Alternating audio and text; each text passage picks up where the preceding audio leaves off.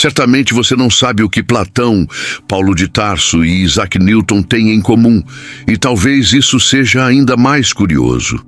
Porque não é genialidade, não é religião, não é ciência, é algo muito mais silencioso. Todos eles relataram momentos em que a resposta não foi buscada. Ela simplesmente chegou, sem esforço, sem emoção exagerada, sem confusão. Agora, antes que você pense que isso pertence apenas aos grandes nomes da história, deixa eu te fazer uma pergunta íntima e responde só para você. Você já teve uma ideia que não veio com ansiedade? Uma clareza que não precisou ser defendida? Uma solução que apareceu calma, quase discreta demais para ser levada a sério? Porque talvez você nunca tenha chamado isso de espiritual. Talvez nunca tenha dado esse nome. Mas eu sei que, em algum momento da sua vida, você sentiu aquela pausa estranha no meio do pensamento. Aquela resposta que não veio com arrepio, não veio com medo, não veio com urgência, ela só estava ali. E mesmo assim, você duvidou. Você pensou, isso sou eu? Estou inventando? Será que isso é coisa da minha cabeça? Ninguém nos ensina a confiar numa voz que não grita. Ninguém explica que o espiritual verdadeiro quase sempre fala baixo. E por isso, muita gente aprende a ignorar exatamente aquilo que mais poderia orientar. Hoje, espiritualidade virou sinônimo de intensidade. Mas e quando não há intensidade nenhuma? E quando o que surge é apenas lucidez? Continue comigo. Não se desconecte agora. Porque existe uma diferença profunda e quase nunca explicada entre o barulho da mente, o impulso do ego e aquilo que atravessou a filosofia, a religião e a ciência com o mesmo padrão silencioso, a inspiração mental e espiritual. E talvez, enquanto você escuta essas palavras, essa mesma voz, a que Platão intuiu, a que Paulo filtrou, a que Newton respeitou, esteja tentando falar com você. Do único jeito que ela sabe, sem fazer barulho. Escuta isso com calma agora.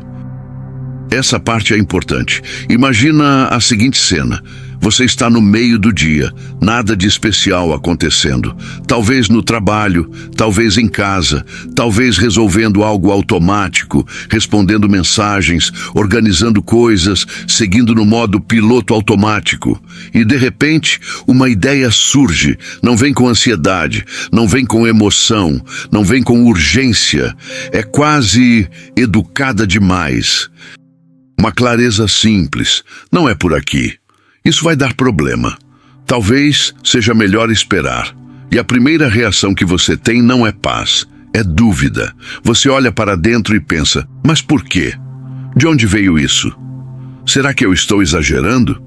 E então acontece algo muito humano. Você ignora, porque a ideia não gritou, não implorou, não ameaçou. Ela não se impôs. Dias depois, às vezes semanas, o cenário se confirma. A conversa dá errado. A decisão pesa. O caminho escolhido cobra um preço. E aí você lembra, não com culpa, mas com aquela sensação estranha de reconhecimento tardio. Eu sabia. Essa frase quase nunca vem com orgulho. Ela vem com silêncio. Agora, deixa eu te contar outra história, talvez ainda mais próxima. Você está emocionalmente envolvido com alguém, e quando estamos envolvidos, tudo fica barulhento por dentro. Pensamentos se atropelam, desejos falam alto, o medo de perder cria urgência. Mas no meio desse caos emocional surge uma frase curta. Isso não está equilibrado.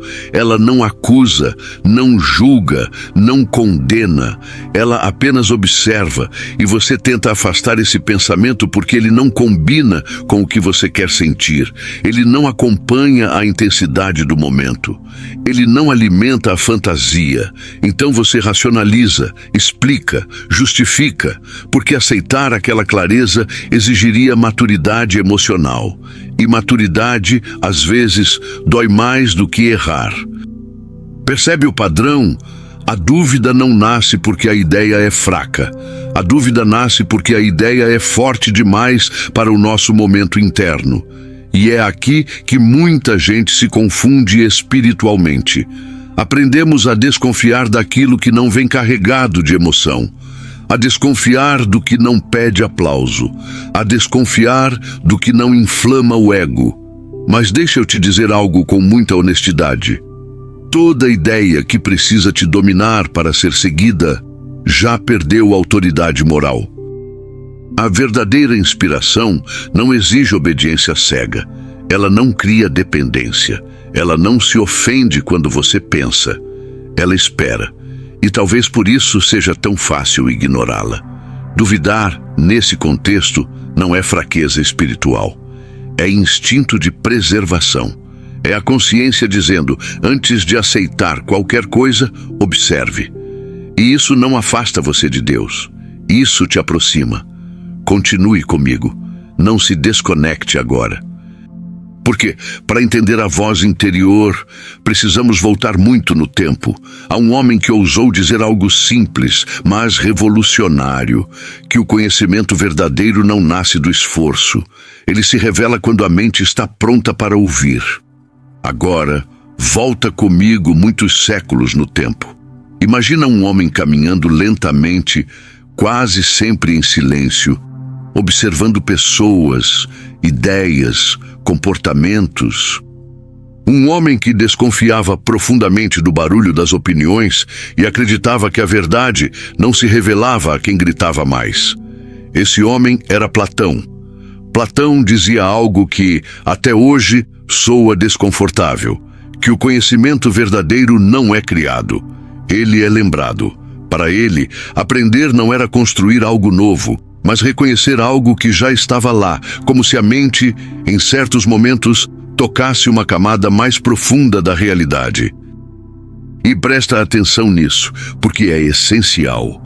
Platão não descrevia um processo emocional, não falava de êxtase, não falava de visões, não falava de arrebatamento. Ele falava de momentos em que a ideia simplesmente se organizava sozinha.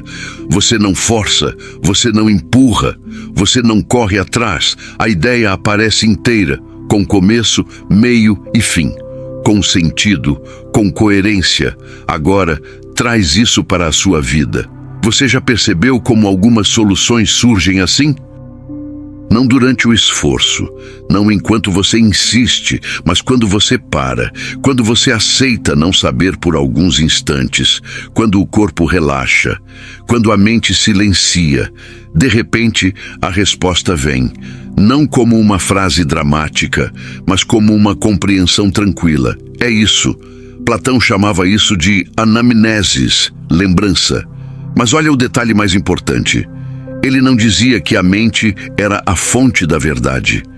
A mente era o instrumento. Como um rádio que, ao sintonizar corretamente, não cria a música, apenas a capta. E é aqui que algo impressionante acontece. Sem usar a palavra espírito, sem falar de mediunidade, sem qualquer linguagem religiosa, Platão descreveu exatamente o mesmo mecanismo que séculos depois o espiritismo explicaria com clareza. A mente humana pode entrar em sintonia com inteligências, ideias, princípios que não nascem do ego nem da emoção. A ideia não invade, não domina, não obriga, ela se oferece. E talvez agora você comece a perceber algo delicado. Quando aquela clareza silenciosa surge em você, ela não pede que você acredite. Ela apenas pede que você observe. Continue comigo. Não se desconecte agora. Porque, se Platão nos mostrou que a verdade não grita, o próximo personagem vai nos mostrar algo ainda mais exigente. Que toda inspiração verdadeira precisa passar por um filtro inegociável, o da ordem interior. Agora, imagina outro cenário.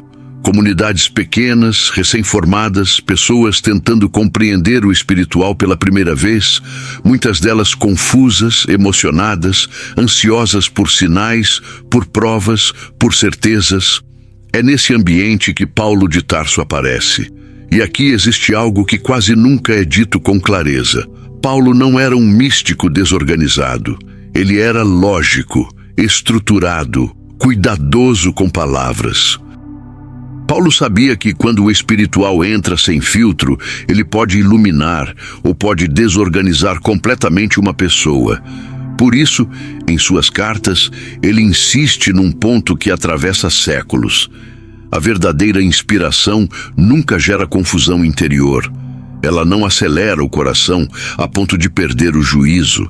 Ela não cria urgência desesperada. Ela não pede decisões impulsivas. Ela gera ordem. Agora, traz isso para dentro da sua realidade. Pensa numa decisão importante que você já teve que tomar. Talvez mudar de trabalho. Talvez insistir ou sair de uma relação. Talvez dizer sim quando tudo pedia não. Percebe como as ideias que vêm do medo são barulhentas? Elas falam alto, elas pressionam, elas exigem resposta imediata. Já a inspiração verdadeira, ela não corre. Ela chega como um pensamento simples. Isso não está alinhado. Espere um pouco. Reorganize primeiro. E Paulo sabia disso. Quando ele dizia que Deus não é Deus de confusão, ele não estava falando apenas de cultos ou rituais. Ele estava falando da consciência humana. E quando dizia, examinai tudo, retende o que é bom, ele estava oferecendo um critério poderoso. Nenhuma ideia espiritual está acima da análise honesta. Isso é profundo, porque Paulo não manda obedecer à primeira voz. Ele manda discernir. E aqui o paralelo com o espiritismo é direto, quase literal. Na doutrina espírita, espíritos superiores não atropelam o raciocínio. Eles não se impõem. Eles não exigem fé cega. Eles sugerem, inspiram e aguardam. A responsabilidade continua sendo sua. É como um professor experiente. Ele não resolve a prova por você. Ele aponta onde você precisa olhar. E talvez, agora, você consiga perceber algo importante. Toda inspiração que te tira a paz, que te empurra para a pressa, que exige validação externa constante, provavelmente não vem de um lugar elevado. Paulo entendeu isso séculos antes de qualquer tratado espiritual moderno. Continue comigo, não se desconecte agora. Porque se Platão mostrou que a verdade surge pronta, e Paulo mostrou que ela precisa gerar ordem, o próximo exemplo vai nos provar algo decisivo, que esse mesmo padrão aparece até onde muitos acreditam que o espiritual não entra, na ciência.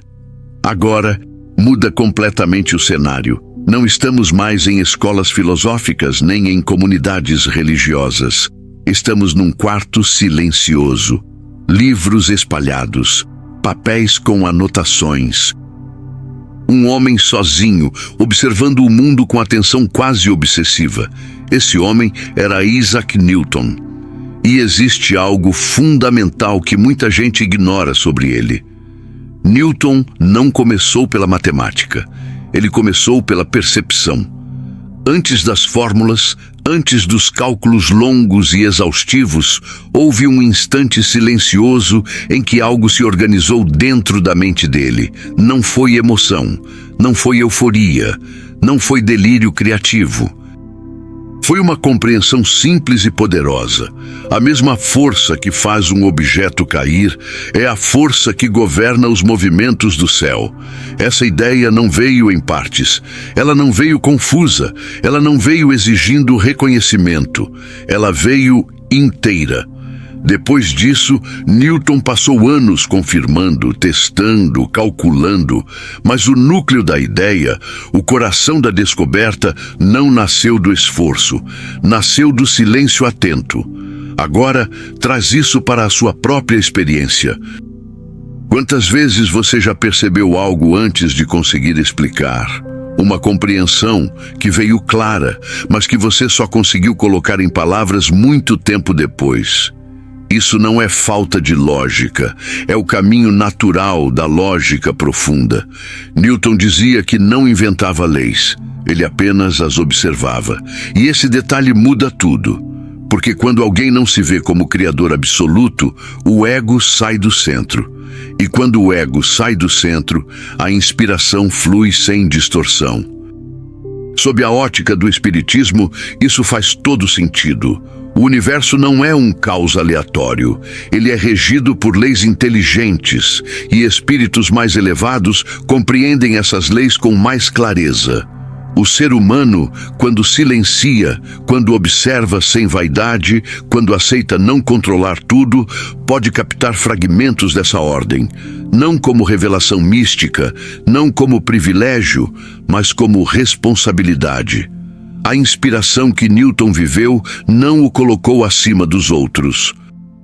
Ela o colocou a serviço da compreensão. E talvez isso explique algo muito importante. A verdadeira inspiração não pede que você se sinta especial. Ela pede que você seja coerente. Continue comigo. Não se desconecte agora. Porque agora que vimos Platão, Paulo e Newton, precisamos responder à pergunta mais íntima de todas. Como esse mesmo princípio se manifesta na sua vida comum todos os dias? É isso que vamos ver no próximo bloco. Agora, deixa tudo isso que falamos descer para o chão da sua vida cotidiana, porque até aqui, Platão, Paulo e Newton podem parecer distantes. Grandes nomes, grandes contextos, grandes feitos. Mas o que a doutrina espírita, especialmente a partir de Allan Kardec, nos convida a fazer é algo muito mais simples e muito mais exigente: aplicar o mesmo critério na vida comum. Kardec nunca pediu que alguém acreditasse sem pensar. Ele pediu observação, comparação. E principalmente, efeito moral. Então escuta isso com atenção. Quando uma ideia surge dentro de você, antes de perguntar, isso é espiritual? O espiritismo te convida a perguntar outra coisa. O que isso produz em mim? Vamos para exemplos concretos. Você está prestes a tomar uma decisão no trabalho. Talvez aceitar algo que não combina com seus valores. Talvez permanecer em silêncio quando deveria se posicionar. De um lado, o medo começa a falar. E se você perder? E se der errado? Você precisa decidir agora. Tudo fica apertado por dentro. O corpo tenso, a mente acelerada. Mas, no meio disso, surge uma ideia calma. Isso não está alinhado. Ela não vem com discurso, ela não ameaça, ela não promete recompensa, ela apenas aponta. Esse é o primeiro filtro. Inspiração verdadeira não acelera, ela esclarece.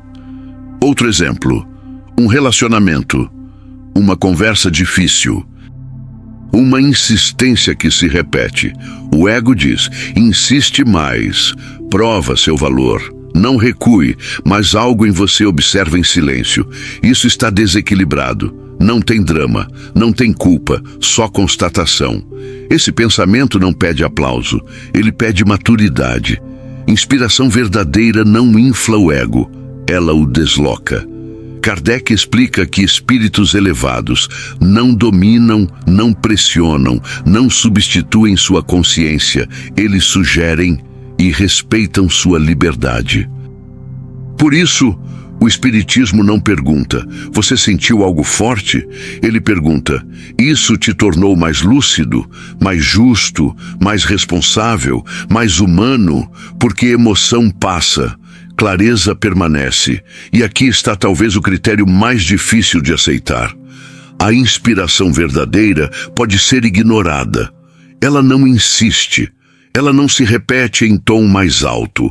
Ela não pune. Ela apenas se afasta e deixa que a experiência ensine. Por isso, muitas vezes, a frase que vem depois não é "eu não sabia", é "eu sabia, mas não ouvi". Se você reconhece esse padrão na sua própria vida, escreve nos comentários uma única palavra: clareza. Não para mim, para você mesmo. Continue comigo. Não se desconecte agora. Porque depois de aprender a ouvir essa voz, falta apenas um passo: entender o que fazer com ela. É assim que encerramos, não com respostas prontas, mas com um chamado silencioso à evolução. Talvez, depois de tudo isso, você perceba que a voz interior que tanto procura nunca esteve distante. Ela nunca precisou provar nada, nunca pediu palco, nunca exigiu que você acreditasse. Ela apenas esteve ali, esperando maturidade para ser reconhecida. Platão nos mostrou que a verdade não precisa ser criada. Ela é reconhecida quando a mente silencia. Paulo nos ensinou que toda inspiração verdadeira precisa gerar ordem e não confusão interior. Newton nos lembrou que até as maiores leis do universo se revelam primeiro como clareza calma e só depois como esforço. E o Espiritismo nos convida a unir tudo isso num gesto simples e profundo: observar a nós mesmos com honestidade. Talvez evolução espiritual não seja ouvir mais vozes, mas aprender a respeitar aquela que fala baixo. Talvez não seja buscar sinais extraordinários, mas reconhecer a lucidez que surge nos momentos mais comuns da vida. E talvez o maior desafio não seja escutar, mas ter coragem de agir com coerência quando a clareza aparece. Se esse tema tocou algo em você, saiba que há outros vídeos aqui no canal que aprofundam exatamente esse caminho, com calma, responsabilidade e consciência. Seguir assistindo não é apenas apoiar este espaço, é continuar um processo que acontece dentro de você, um passo de cada vez, sem pressa, sem medo, porque a verdadeira espiritualidade não te afasta do mundo. Ela te devolve a si mesmo. E se você sentir que essa conversa ainda não terminou, permaneça por aqui. A caminhada continua.